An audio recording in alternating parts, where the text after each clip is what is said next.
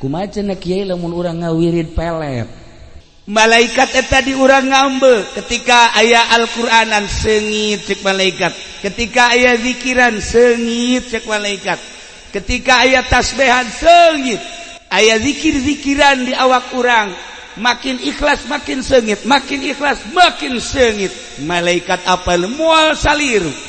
Kumaha kiai lamun urang ngawirid pelet Idh qala Yusufu li abihi ya abatin.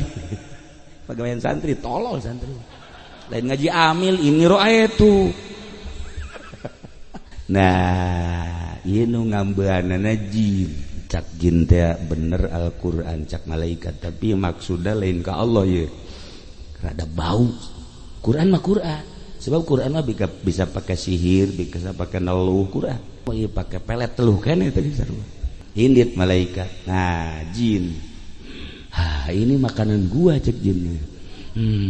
Tah lamun bangsa pelet-pelet nu datang ngejin mantak diputerkeun kamana maksudna cak jin ieu kamana maksudna ieu didengekeun oh Allahumma layyin qalba sarwiti sarwiti cak jin da sarwiti dangan sarwiti tiup ceulina foh hudang teh oh pendek